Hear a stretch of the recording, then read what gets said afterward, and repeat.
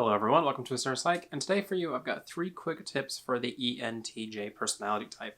ENTJs are actually the type that is most common when it comes to coaching in my professional services. I see a lot of ENTJs come to me for specific problems that they're having either in their professional life or even personal life. And I think it's because they are a very dedicated and driven type, but they do this at the expense of some of the kind of social normalities that come more easily to a lot of the other types. So I wanted to give just a few quick pieces of advice for ENTJs and how they can maybe adapt to better deal with some of these situations. Let's get into it.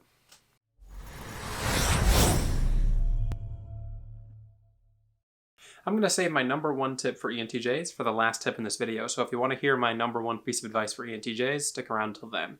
The first tip I have for ENTJs is to make sure that you're developing the ability to be observant at times instead of just active or proactive. ENTJs, as an extroverted thinking dominant type, are very quick to kind of understand and organize new information that's presented to them. And because of this, they're going to be very quick to act on this information. One of the strengths that most ENTJs will develop in their 20s, 30s, or later in life is that they're going to develop their introverted intuition function, which is going to allow them to occasionally stop and be more observant before they take those kind of immediate actions. Now, this is different from an INTJ, because if it was an INTJ, I would recommend them to be observant more often than proactive.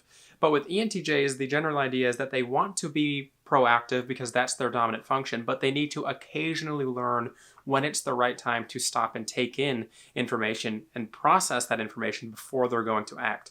For ENTJs, usually I'd say it's probably like a 70-30 ratio. You want to make sure that you're being proactive a good majority of the time, but when you really need to, make sure you're going to stop and take in information via introverted intuition, process that information and decide, what does this mean for the situation that I'm in, and where is this going to lead to?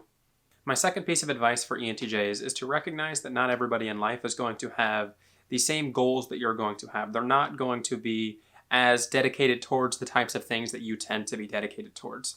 So most ENTJs are going to find themselves trying to climb whatever hierarchy they're within when it comes to business, their personal life, these sorts of things. They see rank as almost like an exciting, challenging thing to them. They usually want to climb these sort of ranking systems. And this is why ENTJs and ESTJs as well are statistically the most likely to end up in CEO positions when it comes to business, work, these sorts of things.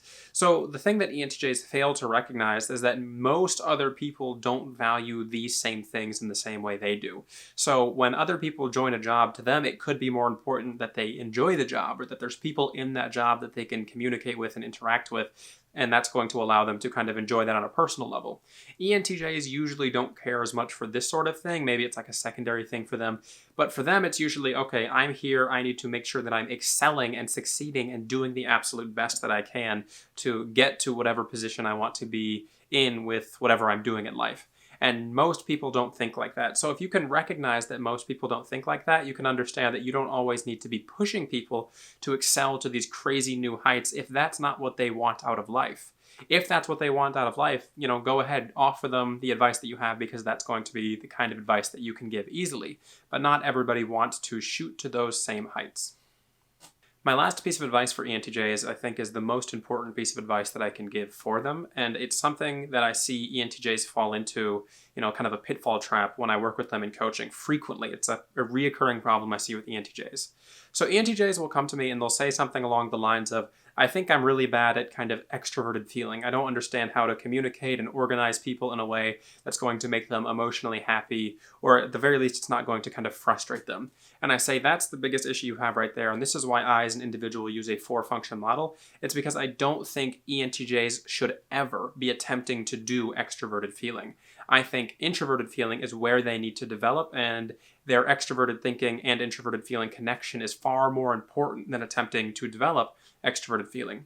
So here's an example of what I'm talking about when it comes to extroverted thinking and introverted feeling. When we look at history's greatest leaders, people that we admire as often being ENTJs and ESTJs like Julius Caesar or Alexander the Great, what do we see in them that makes them admirable? Is it their extroverted feeling? Is it their ability to kind of organize people in a way that's going to make everybody relatively happy and keep the social harmony and promote morals and values.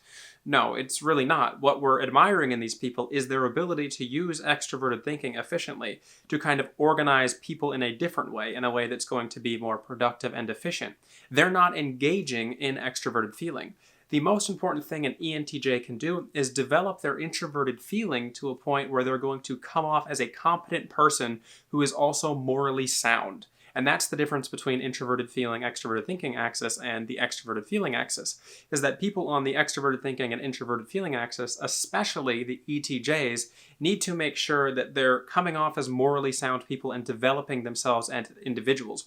You don't need to be concerned with how you're managing the social atmosphere of the kind of people that you're working with. You just need to make sure that you're being a competent leader who's also not a jerk. You're not going to be someone who's constantly stepping on the little person or commanding people inefficiently or in a way that's going to upset them. You just need to make sure that you understand how to be the best you that you can be from an introverted feeling perspective and not try too much to deal with that extroverted feeling atmosphere. If you are a competent leader who's also just not a jerk, if you're just someone who's competent, you're really good at what you're able to do, people will admire you and respect you and want to work for you. It doesn't have to be that you need to be excessively nice to them or you need to treat them in the same way that an extroverted feeling dominant type would. All right, everybody, those are my 3 quick tips for the ENTJ personality type. And as I mentioned, I think that last one is really important. So if you're an ENTJ out there, just kind of remember that you need to be working on yourself a lot of the time. You know, your introverted intuition and your introverted feeling are going to be the 2 things that tend to hold you back the most in life. And if you can come to terms with both of these things, you'll be okay. Now, when it comes to how Jung talked about these things, especially with the repressed function, you're not going to be attempting to master introverted feeling. It's not going to be something that you have to be constantly overly concerned with all the time. As I mentioned earlier, it's just learn not to be a jerk and learn to be relatively morally sound when it comes to introverted feeling. And with that, you'll find that people will see you as a competent, capable leader who is also someone that they should respect as an individual.